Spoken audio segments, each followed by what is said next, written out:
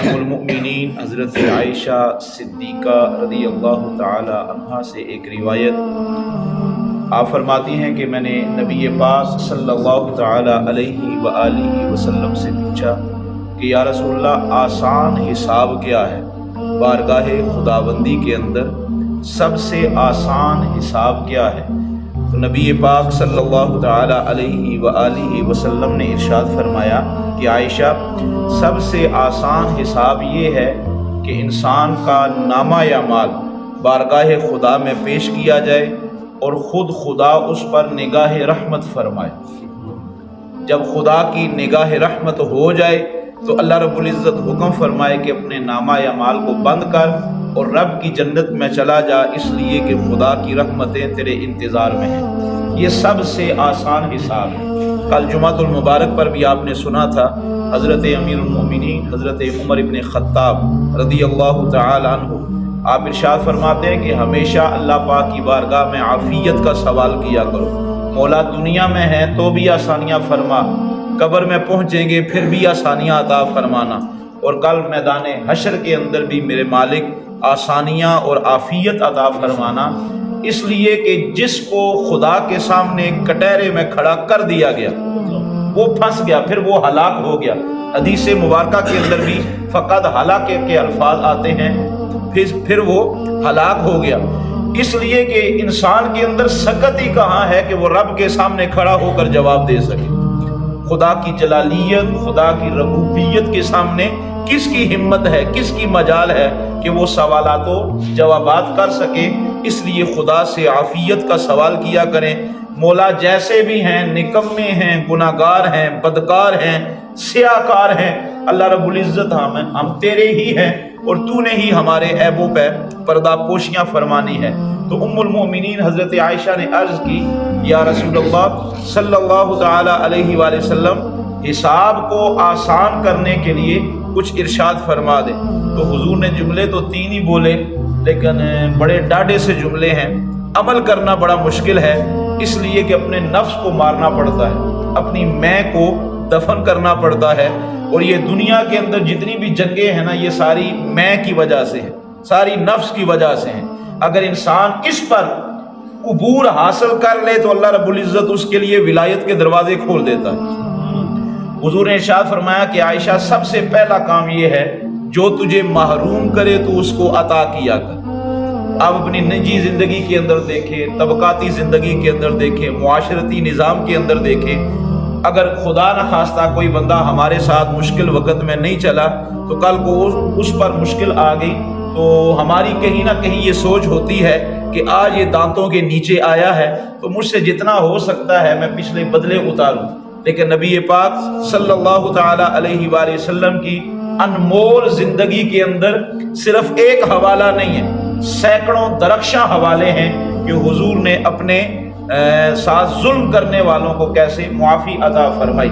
اس وقت میرے ذہن کے اندر حضرت عثمان بن طلحہ رضی اللہ تعالی عنہ، یہ چونکہ پہلے حالت کفر کے اندر تھے تو نبی پاک صلی اللہ تعالی علیہ وآلہ وسلم کا کعبہ شریف میں جانا ہوا تو حضور نے حضرت عثمان بن طلحہ کو بلایا، چونکہ آپ کلید کعبہ تھے، کعبۃ اللہ کو جو تالا لگتا تھا اس کی چابی حضرت عثمان کے پاس ہوا کرتی تھی۔ تو آپ نے جھٹک کر جواب دیا، آپ نے فرمایا کہ مجھے چونکہ سرداران مکہ کی طرف سے آرڈر ہے کہ کسی کے لیے تو نے کعبہ نہیں کھولنا ہے، اس لیے میں چابی نہیں دے سکتا۔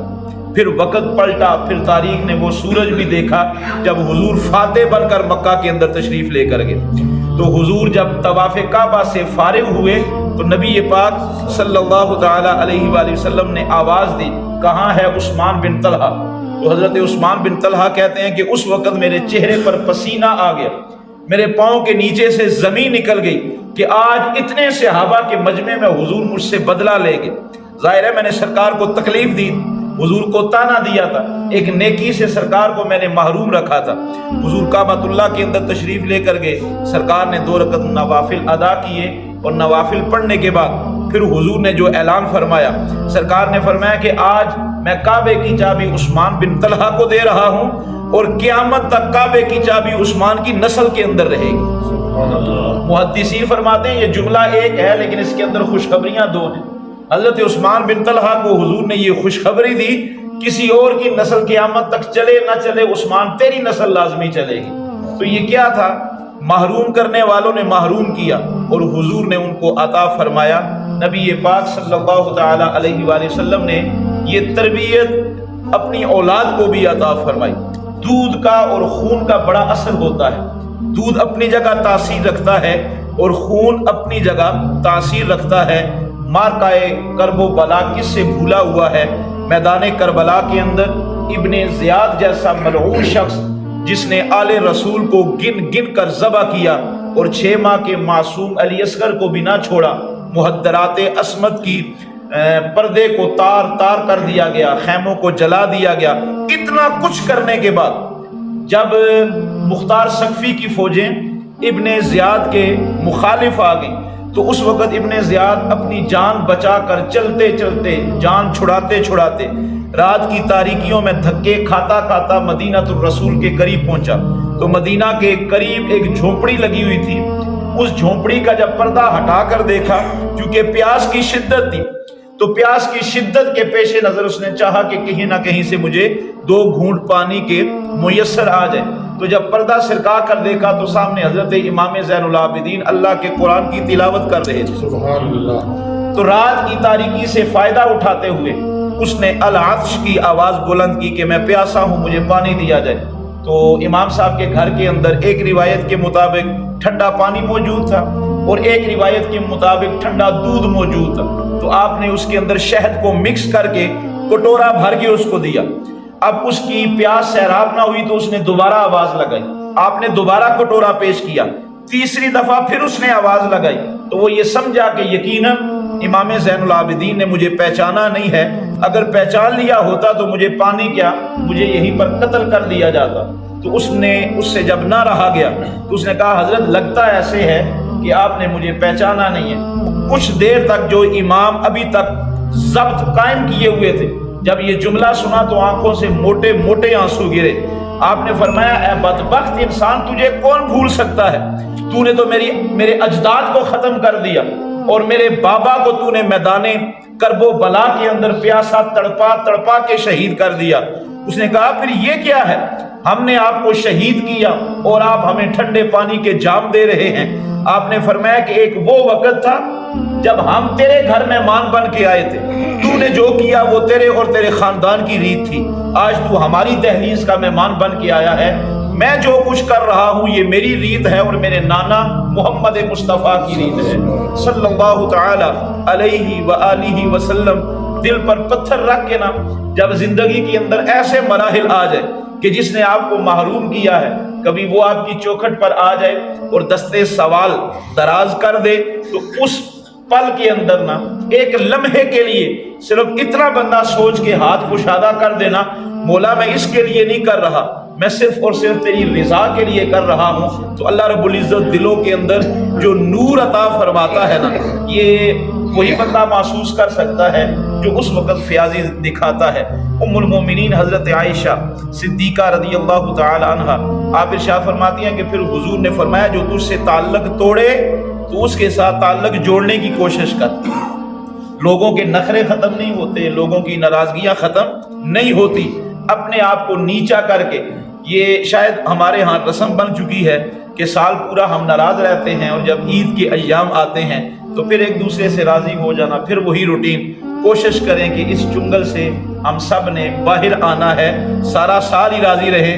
ہاں کوئی خواہ خواہ ناراض ہوتا ہے تو پھر بھی چلتے آتے جاتے وقت آپ کا از کم سلام محبت پیش کر دیا کریں، کچھ بھی نہیں ہوتا۔